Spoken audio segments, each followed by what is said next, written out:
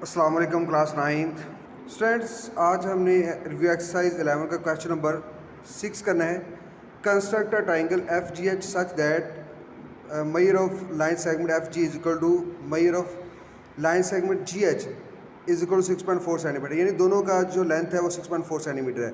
और measure of angle G 122 centigrade draw the locus of the points which are. Students, triangle draw करने के बाद हमने locus draw करना है इक्विडिस्टेंट फ्रॉम एफ एंड जी।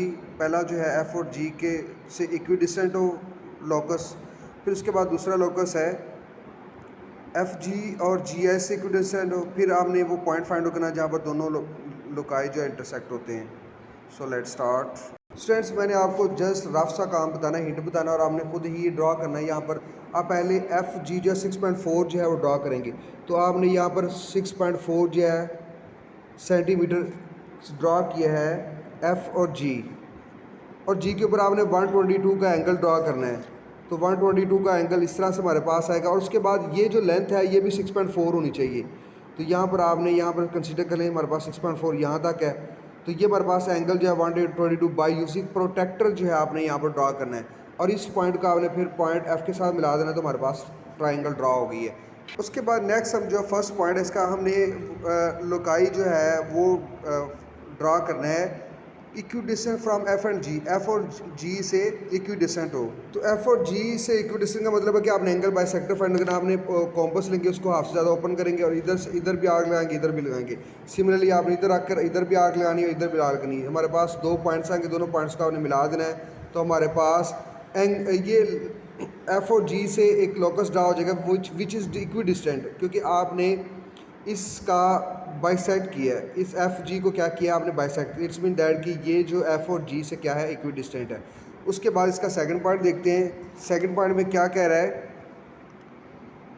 आपने equidistant from F G and ji H, तो हमने वो लोकस ड्रा करना है जो क्या हो एफ जी और जी एच से इक्विडिस्टेंस हो। एफ जी हमारे पास ये है और जी एच हमारे पास ये है। इस इक्विडिस्टेंस, इसका मतलब कि आपने इसको हाफ करना है। तो इसको हाफ करने के लिए आपने क्या करना है, एक आर्क लगानी है, और आर्क लगाने के बाद फिर आपने इन दो पॉइंट्स आएंगे आपके पास, इन दो पॉइंट्स पर आकर आपने फर्दर आर्क लगानी है। एक पॉइंट आएगा, इस पॉइंट को आपने एंगल से मिला देना है, तो हमारे पास वो एंगल हाफ हो जाएगा। दोनों पॉइंट्स एक पॉइंट पे मिलेंगे, उस पॉइंट को आपने कहना है this is a point where the both loci intersect.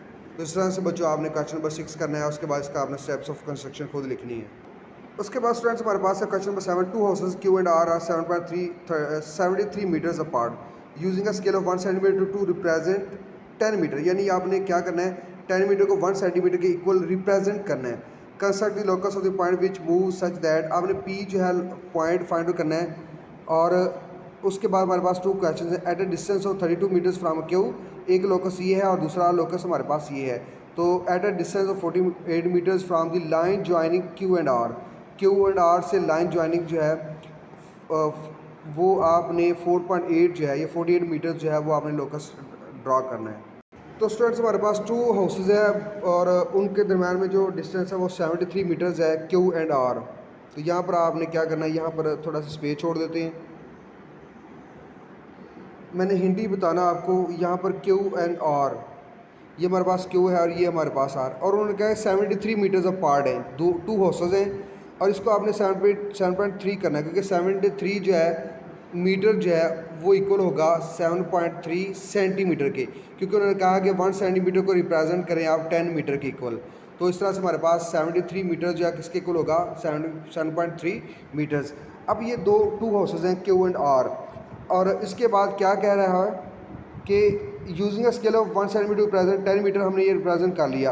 Construct a locus of point P, आपने पॉइंट पी जो है वो कंस्ट्रक्ट करना है विच मूव सच दैट, उसकी पहला ऑप्शन है at a distance of 32 metres from Q.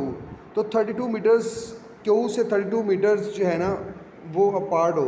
तो आपने क्या करना, 32 मीटर्स को आपने कन्वर्ट करना है सेंटीमीटर में, तो हमारे पास वो सेंटीमीटर होगा 3.2 सेंटीमीटर।